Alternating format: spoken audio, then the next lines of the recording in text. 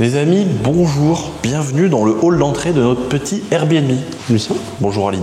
Allez, suivez-nous les amis, on va vous montrer cette petite vidéo. Vous avez vu le titre, vous avez vu la miniature et le titre. Qu'est-ce que ça donne après quelques semaines, mois d'exploitation, ce petit Airbnb.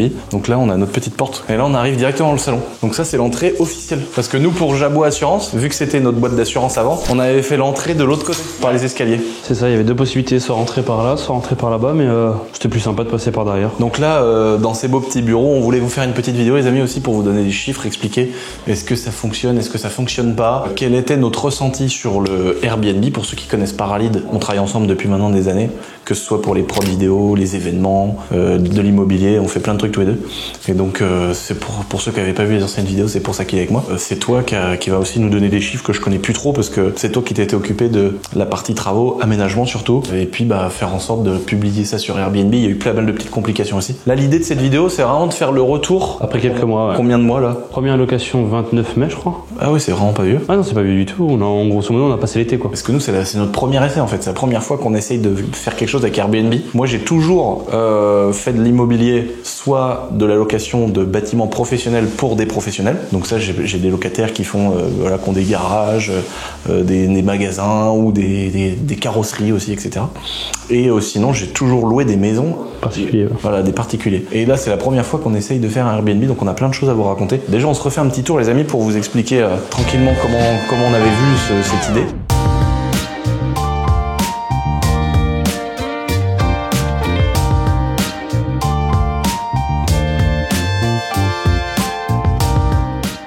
Donc là, on a l'entrée qui donne sur ce petit salon. Ici, on avait un mur qui était transparent parce que ça donnait sur des bureaux pour gagner de la luminosité naturelle qu'on a couvert ici. Et en fait, de l'autre côté, au début, là, on a mis le bois, donc on voit pas. Mais on en a profité pour mettre des petites lumières rouges qui font un petit effet sympa. Là, des rideaux, le petit parquet qui est vraiment quali au sol. Les petits tapis. Oh, Lucien. Non, c'est pas Lucien, ça doit être Kindaver.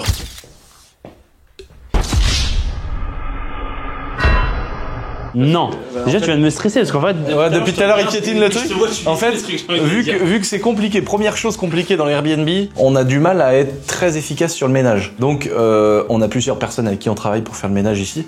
Mais souvent, avec Khalid, des fois, on vient en vitesse faire le ménage parce qu'il y a un client qui a réservé et puis la femme de ménage, elle est pas là. Ouais, c'est pas qu'en fait, c'est pas qu'on n'est pas efficace, c'est juste que c'est tout nouveau, comme il dit Lucien. Donc en fait, les premières fois, on savait pas trop comment ça se passait, on savait pas si le logement allait être prêt. Puis en fait, on s'est vite retrouvé dans des configurations où genre le truc il est loué samedi jusqu'au dimanche. Tu dis dimanche au lundi, il y aura personne. Puis il y a quelqu'un qui forcément il va venir avec sa gonzesse à 23h. Il réserve le truc, il est 22h et je regarde Lucien, je dis faut qu'on aille faire le ménage. Mais maintenant ça va, on est rodé, maintenant on a une femme de ménage qui vient régulièrement. Vu qu'on veut quand même garder un truc qui est classe, qui est propre, qui est stylé, et en fait on s'embête à chaque fois à passer le balai d'une certaine manière pour pas qu'il y ait zéro trace sur aucun tapis. Et c'est joli parce que le gars qui loue le Airbnb, il se dit ah ouais, il y a pas le truc qui a été piétiné. Et des fois dans des Airbnb, t'arrives par exemple sur les têtes de lit, tu vois des poils ou pas des poils mais des cheveux, tu vois. Ça peut arriver d'avoir un cheveu qui traîne et ça quand c'est propre nickel, franchement ça fait vraiment la différence, je pense. Des draps de qualité, on a mis des matelas hyper là je vais pas tout défaire, mais on a mis des matelas qui sont vraiment de bonne qualité, des trucs on va dire autour de entre 5 et 800 euros le matelas. Ça fait hyper cher dit comme ça, mais on a tellement passé notre vie dans les Airbnb, pour les tournages, pour les journées de moto, à être dans des planches en bois. Et t'es là, tu dors pas. C'est horrible. C'est vachement venu, les gens nous disent que celui-là, ça reste une chambre secondaire. En général, les gens quand ils prennent un Airbnb, c'est plutôt pour avoir une chambre plutôt qu'un truc en groupe. Et donc quand ils viennent par exemple à 4, cette chambre-là elle est accessible. D'ailleurs, elle est tout le temps accessible maintenant. On se fait plus chier à fermer la porte à clé, etc. Si un couple il vient, ils se prennent la tête, tu vois, au moins ils font les séparer, tu vois. Mais celui-là, grosso modo, c'est une chambre secondaire, donc par rapport à l'autre où on l'a vraiment payé genre 4 chiffres. Et par contre, ça c'est un vrai retour qu'on a. Les gens me disent ah ouais, le matelas, le lit, il est incroyable. L'époque du mobil-home, je me rappelle, il y avait des gens qui m'ont dit mec, un matelas ça te change la vie. Je me disais vas-y, c'est des trucs de riches ça. Et un jour, je me suis acheté un vrai matelas. Alors j'avais mis 400 euros je crois, mais on avait pété le truc en bois du mobil-home pour pouvoir mettre un beau matelas à 400 balles là-dedans. Oh là là là là. Et là aujourd'hui, dans ma chambre, je me suis payé un 200 par 200, mais vraiment genre Top Moumout de chez Top Moumout de chez Top Moumout. Je revis.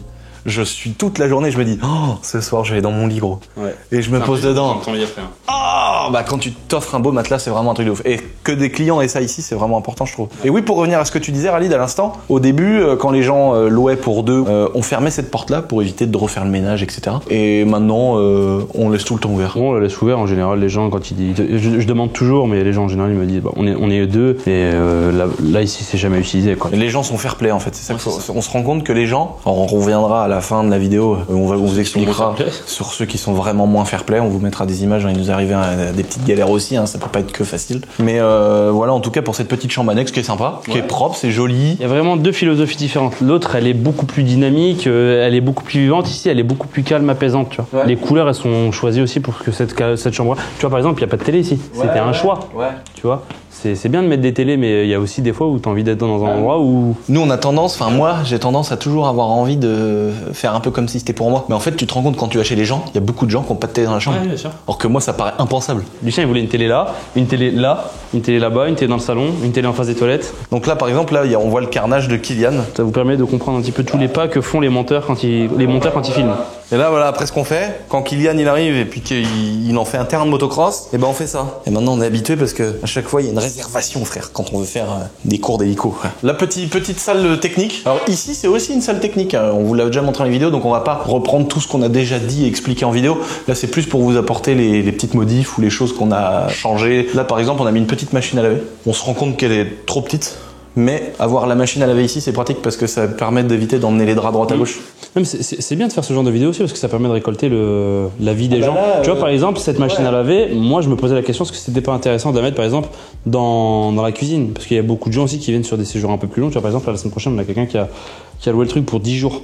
Bah, le mec, en fait, peut-être qu'il n'arrive pas avec 200 affaires et qu'il a prévu de faire des machines. Est-ce que c'est intéressant ou pas de la mettre dans la cuisine à disposition pour les gens? Bon, là, en l'occurrence, je verrai à la disposition, ils peuvent l'utiliser, mais il y a beaucoup de gens qui font ça, qui mettent la machine à laver. C'était aussi une question qu'on s'était posée. Il y a plusieurs trucs. En fait, l'idée de cette vidéo, c'est aussi de vous expliquer vraiment Enfin, nous, on n'en vit pas de ça et on va pas vous faire la promo d'un truc miraculeux parce qu'on n'a rien à gagner déjà, puis parce qu'ici, on vous explique vraiment ce qu'on fait. Et c'est intéressant, je pense, pour vous qui regardez ça. Mais n'oubliez pas que c'est quand même dans les deux sens. Parce que nous, c'est grâce à vous qu'on a changé d'idée sur certaines choses. C'est grâce à vous et à des abonnés qui connaissent mieux que nous, qui nous ont donné plein de conseils, etc. Donc on vous écoute aussi à fond. Donc voilà la petite salle technique et ça c'est vrai que c'était important d'avoir une petite machine à laver.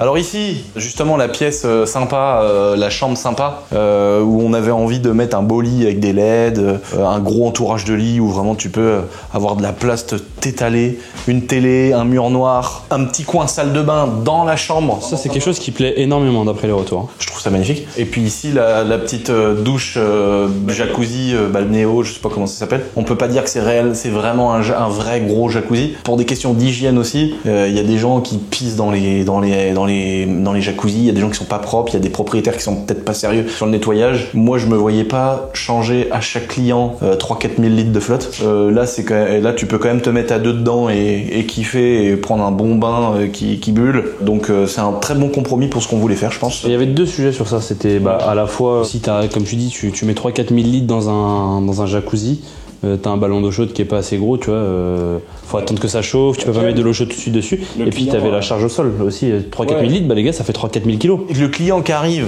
et qui voit un truc déjà rempli, bon, il y a du chlore et tout, mais tu te mets quand même dans la flotte que d'autres gens se sont mis dedans. Enfin, c'est chelou, enfin, je sais pas. C'est chelou. Moi, je sais que je m'en tape, hein. Moi, je vais dans la Loire où il y a de la piste de Ragondin. Qu'est-ce qu'on a fait que les gens avaient dit ouais, il faisait un peu chaud. Donc là, on a prévu le système de chauffage de le mettre réversible en mode clim. Ça c'est une petite amélioration qu'on est en train d'amener pour que justement, en plein été, il fasse pas un petit peu trop au-dessus de la chaleur où t'es juste bien, quoi. Donc ici, petit coin commun, voilà, on a mis des petits meubles sympas comme ça. On a essayé d'accorder les couleurs. Bon, ça c'est toi, ma daronne, tu vois, en accordant des petits trucs sympas pour que ça fasse un Airbnb joli. En fait, on a voulu les amis absolument corriger les soucis qui nous posaient problème à nous dans l'Airbnb.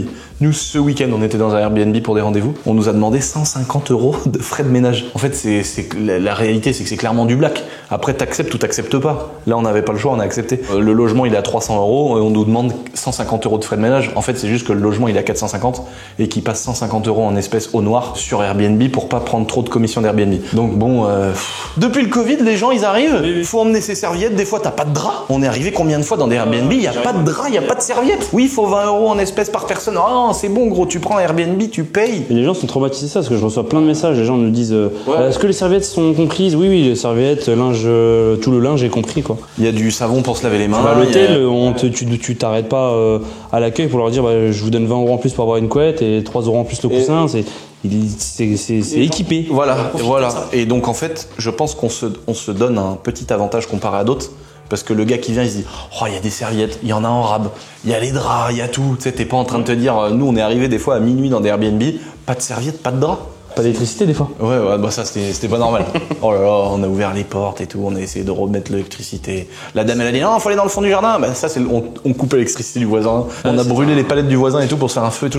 On n'a pas eu de chauffage au final, ni d'électricité. Ah ouais, il faisait 7. Et par contre, ils ont vraiment joué le jeu parce que rappelle-toi, je crois qu'on avait payé la nuit, elle était pas donnée la nuit. Je crois que c'était 400 balles et on s'est fait rembourser. Ici petit chiotard, douche secondaire. Alors hyper important quand on fait le ménage, pareil ces tapis là, on met un coup de balai dessus pour pas qu'il y ait des traces de pieds. Bah ceux-là ils sont lavés à chaque fois. On enlève les traces de calcaire, hyper important surtout parce que là, ça c'est des choses auxquelles il faut penser avant. Là, on est tout le temps en train de frotter. Tu vois, là, on a frotté à mort et il y a encore des petites traces blanches. Bon, c'est propre. Le truc, faudrait l'illustrer limite, tu vois. Donc ça, c'est vraiment des trucs un peu chiants. Donc tous ces effets un peu mat et tout, des fois, ça veut pas dire que ça se voit pas. Donc pareil, les joints, tu vois. Bon là, les douches elles sont neuves, mais on frotte dessus, on fait gaffe, tu vois. Donc ça, c'est plein de détails. Quand les chiottes, ils sont nickel. Bon, ça, c'est important de bien nettoyer ça. C'est important d'avoir toujours des rouleaux de PQ, bien des poubelles vides. Donc nous, on fait hyper gaffe à l'hygiène, on essaye de te donner le logement comme on aurait aimé le trouver. Et puis ici le salon, la partie bah voilà, grosse partie où là t'as la salle à manger, un petit coin bureau un peu caché derrière si tu veux te mettre tranquille.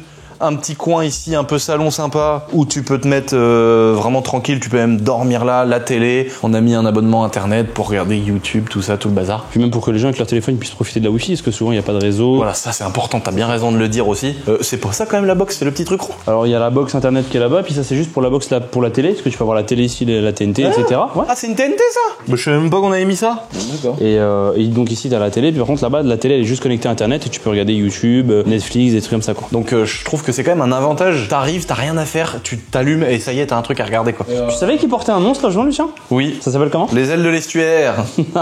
Le secret panoramique. Oui, parce que regarde, il y a plein de baies vitrées, tu vois, ça fait un petit peu panoramique là, ouais. Avec la lumière. Et puis bah mine de rien, c'était dans un bâtiment où il n'y a pas d'autres Airbnb. Ouais.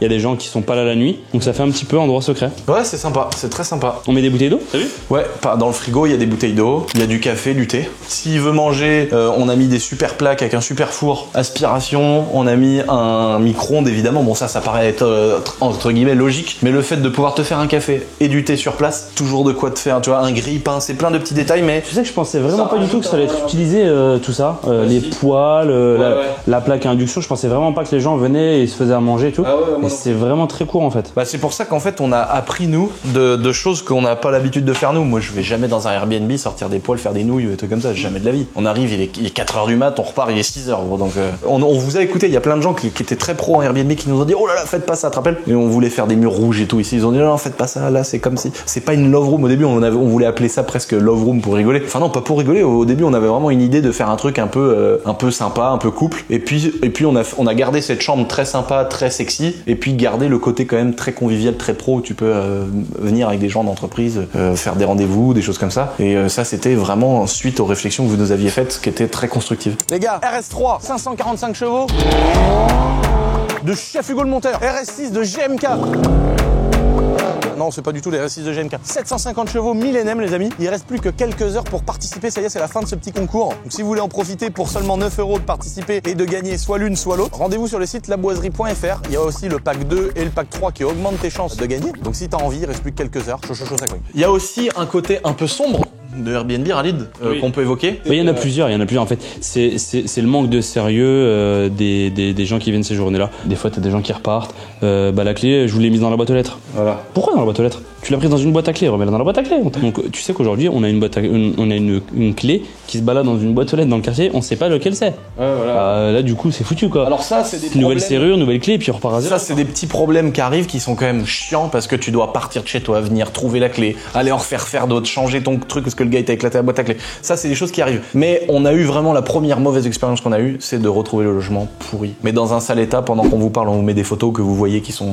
c'est pas incroyable, on s'est pas fait brûler le bazar. Mais retrouver des mégots écrasés dans la douche, un verre d'eau rempli de mégots, tu vois, le verre d'eau on l'a acheté quoi. Alors même si tu le laves, le truc, le mec il a rempli une semaine de mégots à l'intérieur, le mec il a bouffé des kebabs avec ça. Alors, en plus c'est pas des gens intelligents, alors, on va pas débattre sur le sujet Milan, mais c'est pas des gens intelligents parce ils ont été mangés dans les restaurants de nos amis à Angers.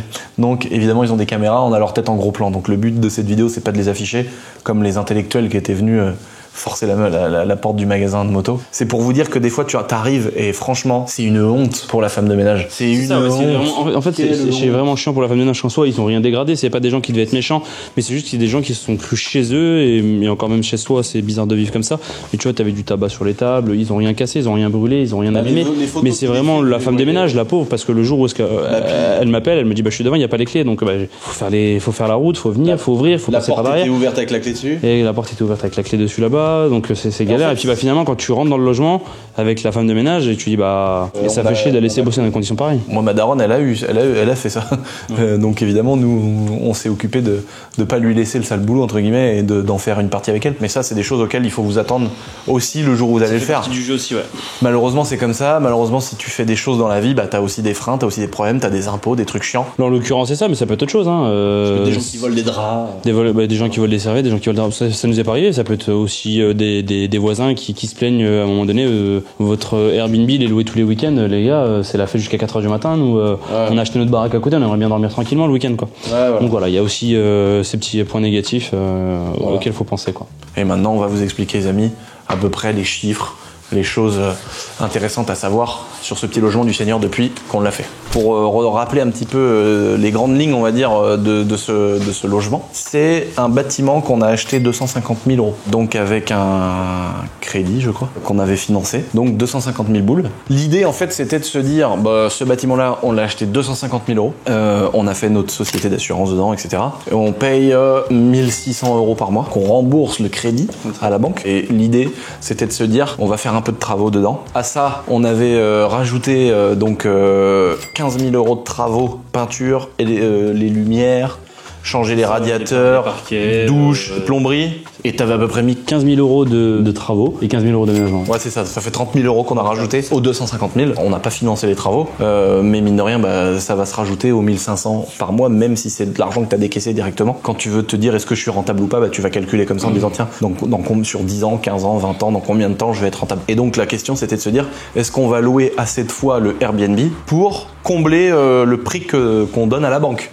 Entre guillemets, qu'on gagne peut-être rien. Il y a plein de gens qui font plus de l'immobilier que des entreprises. Nous, avec nos boîtes et mix shop et puis Essentiel Airsoft, Jabot Assurance et ça, pour l'instant, on a plus un truc qui fait de l'immobilier, parce qu'on a des bâtiments qui sont à nous, qui coûtent 1 million d'euros ou 800 000 ou 1,5 million ou des choses comme ça. Mine de rien, même si à la fin, tu as un bilan, l'airsoft, c'est quand même une activité qui est quand même assez compliquée parce qu'il n'y a pas beaucoup de marge. Nous, on a de la chance d'en faire un petit peu et on a surtout la chance de pouvoir rembourser, en plus de faire de la marge, notre bâtiment qui coûte 1 million. Donc, ça veut dire que même si sur la société d'airsoft, on gagne pas des grosses sommes d'argent en résultat net après le paiement des impôts de la boîte, dans 15 ans, 12 ans, 20 ans, on a un bâtiment à 1 million d'euros qui est payé. Donc on travaille pas pour rien quoi. Parce que c'est vrai que des fois t'as des entreprises en France, on est tellement taxé que tu te dis on fait 2 millions de chiffre d'affaires, on fait bosser tant de personnes, on se casse la tête depuis des années sur ce magasin, à la fin t'as 23 000 € de résultat net. Tu te dis attends, on fait tout ça pour 20 000 balles là. Tu vois, tu te dis c'est tellement de temps, tellement de trucs de fou pour.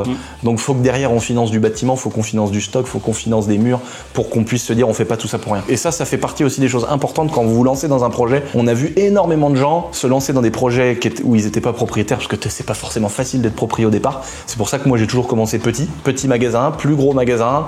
Pas beaucoup de stock, etc. Mais on a vraiment vu beaucoup de gens qui se lançaient dans des super projets et qui étaient locataires avec des traites de malades, tu vois, avec des 10, 15, 20 000 € par mois de location. Et derrière, il faut un business plan qui marche et qui fonctionne à mort pour être à zéro, mais pour être à zéro sans même rembourser du foncier quoi. Je le dis dans toutes les vidéos, mais c'est hyper important de se faire aider par des cabinets comptables ou des gens qui ont déjà fait certaines choses, et c'est tout l'intérêt de cette chaîne YouTube d'essayer de vous aider le plus possible. Qu'est-ce que je voulais dire, Khalid? On parlait chiffres.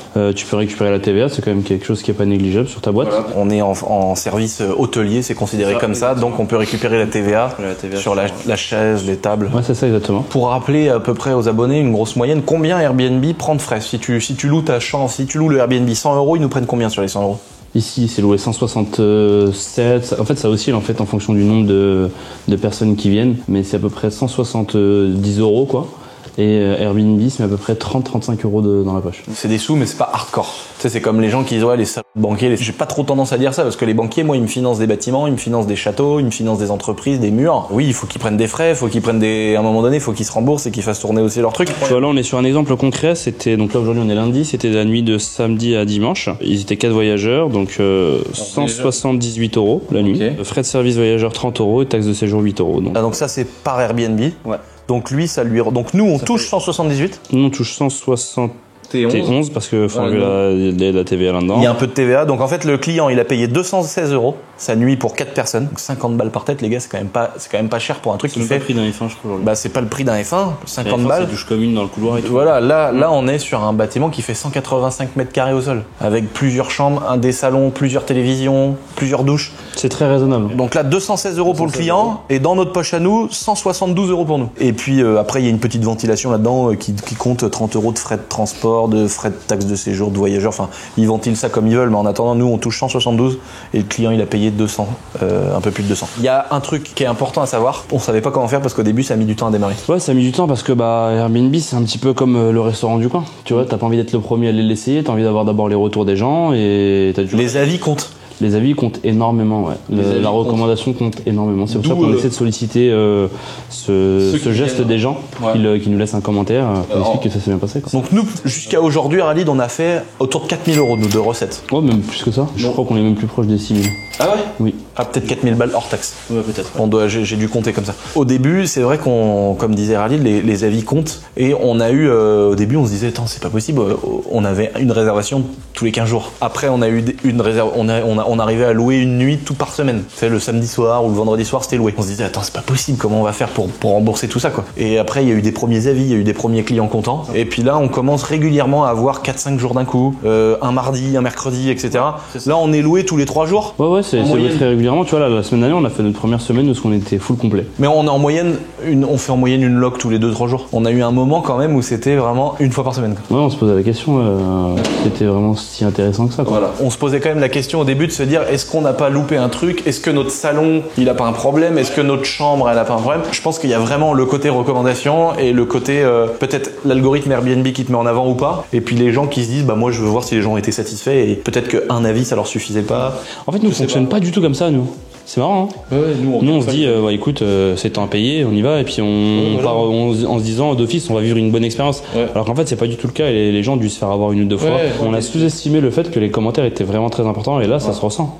Depuis le mois de juillet, on est loué toutes les semaines, quoi. Peut-être que là, les gens vont se dire, mais attends, c'est pas possible, depuis le temps qu'ils nous parlent de ce projet-là, ils ont fait 6 000 euros, quoi. C'est quoi ce truc pourri, quoi. Vous gagnez pas d'argent, quoi. Finalement, c'est vrai que là, si tu compares ça, on va être rentable dans 50 ans. Mais en fait, il y a une petite extrapolation à faire sur les potentiels revenus qui vont être générés si cette petite tendance continue à monter. Et je pense que on va arriver très vite à avoir l'équilibre. Ouais. Entre ce que nous a coûté, alors évidemment on parle sur un crédit qui a été fait peut-être sur 15 ou 20 ans, j'ai pas le détail pour vous le dire, mais c'est important quand même de calibrer ça là-dessus. L'idée c'est au moins d'être à zéro. Donc nous le crédit, honnêtement je me rappelle plus s'il est fait sur 12 ou 15 ans, souvent je fais autour de 15 ans. Donc là on paye 1600, on rembourse la banque on va dire 1600, plus les travaux à 30 000 euros, donc les 30 000 euros on va dire, si t'as pris un crédit j'en sais rien moi sur 20 ans, tu divises 20 ans par 240 mois, là ça fait que ces 30 000 euros tu les divises par 240 mois et ça va te donner ce qu'il faut rajouter aux 1600. Et si ça donne 1850, faut que tu te dises quand j'arrive à faire 1850 euros en moyenne de location d'Airbnb par mois, et ben c'est là qu'on se dit ça nous coûte rien, quoi. Les gens qui veulent se lancer dans l'Airbnb pour gagner de l'argent, c'est vraiment différent de toi aujourd'hui. Aujourd'hui, tu n'attends pas que ce business-là fonctionne pour que tu gagnes ta vie. Toi, tu te dis, moi, le crédit me coûte 1600 euros. À partir du moment où je fais 1600 euros, ça me va. Parce qu'on en revient à ce que tu expliqué tout à l'heure. Dans 15 ans, dans 12 ans, t'as un bâtiment qui est payé. C'est ça, ouais. Voilà. Ça qui est il y a une philosophie qui est un peu différente. Ouais, c'est ça qui est intéressant. Mais dans tous les cas, moi, je félicite quand même les gens qui arrivent à gagner pas mal de sous avec les Airbnb. Alors, il y a des effets de cumul, en fait, qu'on connaît pas, qu'on n'a jamais fait.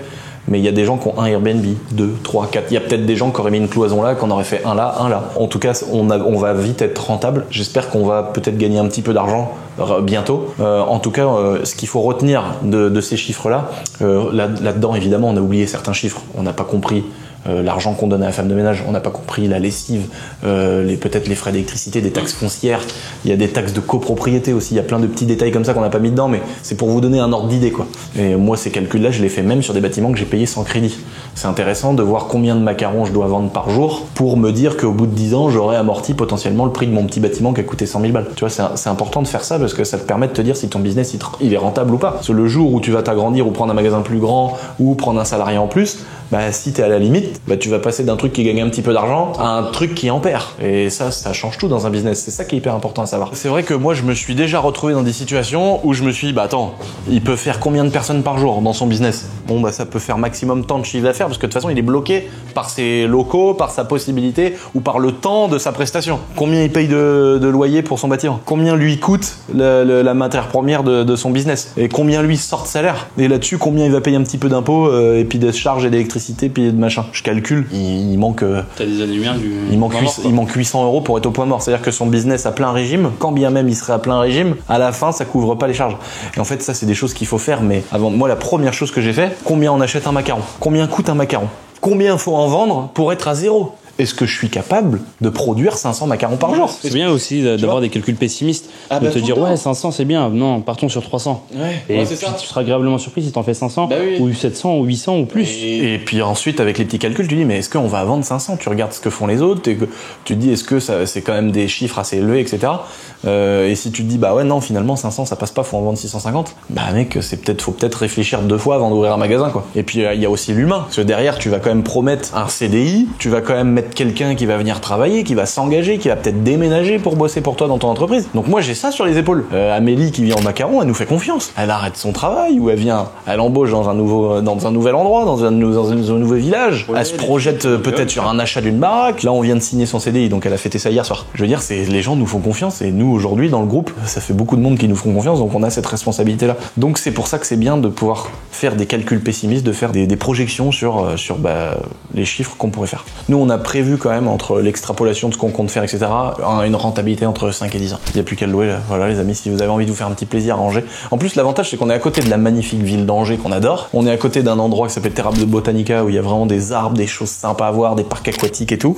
On est dans un coin qui est super calme mais vraiment très proche de la ville, quoi. Très proche de la ville, il y a le tram juste là. Ouais. Même les gens qui n'ont pas le permis, vous pouvez venir en train et ensuite en tram. L'autoroute pour arriver de Paris, aller à Nantes, Le Mans, elle est juste à côté. Il y a Essentiel Airsoft. Il y a Chabot Assurance.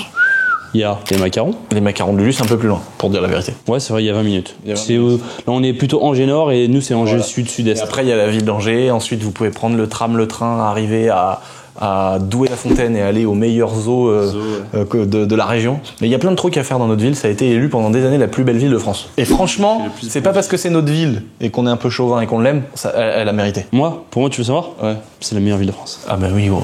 Le château d'Angers, il est incroyable. Ouais. La Loire, les bars, la fête. Côté insécurité, faut en parler aussi de ça. Évidemment, on est dans un pays quand même, tout change en ce moment, tout est compliqué, etc. On craint rien. Franchement, une meuf... bon, évidemment, il y a des quartiers un petit peu plus compliqués que d'autres. Évidemment, il y a ça partout.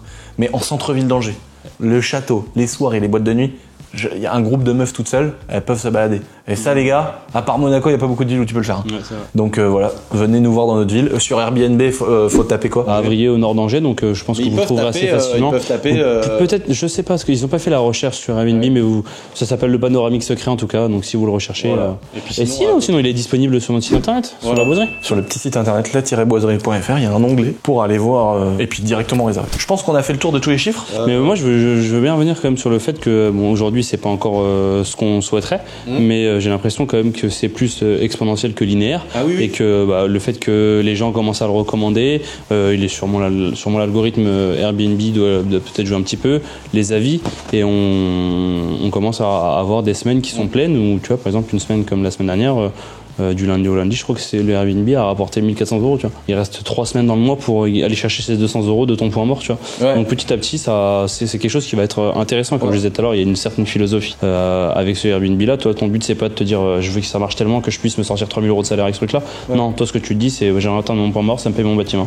Et dans 15 ans, j'ai un bâtiment que j'achète 250 et qu'en vaut 350 aujourd'hui. Ouais, mais en espérant quand même que d'ici quelques mois ou années, on puisse faire des belles marges, tu vois, et gagner peut-être 1000, 2000, 3000 par mois avec ce bâtiment là de marge. Et puis ça permettra de mettre à jour, développer de nouvelles choses et puis faire d'autres choses. Mais donc, retenez les amis, pour ceux que ça intéresse, de faire du Airbnb ou de se lancer là-dedans. Ce qu'il faut retenir du Airbnb, c'est que ça marche. On gagne de l'argent avec ça et on va certainement gagner plus à l'avenir avec ce même logement. Mais il y a une inertie. Il faut prendre en compte qu'au départ, ça va être difficile, ça va être long, va falloir que ça prenne du temps, va falloir être irréprochable sur la qualité, la propreté. Et tout doucement, ça va y avoir de plus en plus de réservations, de plus en plus. Nous, aujourd'hui, c'est le résultat de notre stratégie à nous, de comment on a vu ça. Et aussi, il y a un contexte. Hein. Les gens, faut lancer un Airbnb, un salon, une chambre et une douche. Nous, on est parti quand même sur un truc qui est beaucoup plus grand. Donc, mais qui est pas cher aussi. Qui est pas cher aussi. Et donc, il y avait un pari à tenter, quoi. On prend vos conseils. Voilà.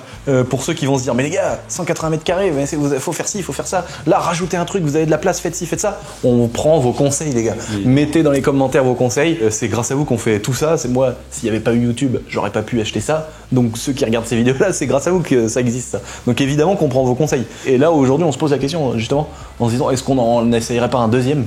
Peut-être plus petit, peut-être un appart en ville, etc. Peut-être un château de 7000 mètres carrés, j'en sais rien, moi. Moi, je dis ça, je dis rien, moi. En tout cas, les amis, merci d'avoir regardé cette vidéo. Ralid, merci d'avoir été là. Merci à toi. On vous fait des gros bisous, les amis. N'oubliez pas de vous abonner et puis d'entreprendre dans des petits. On vous fait des bisous. Et topette.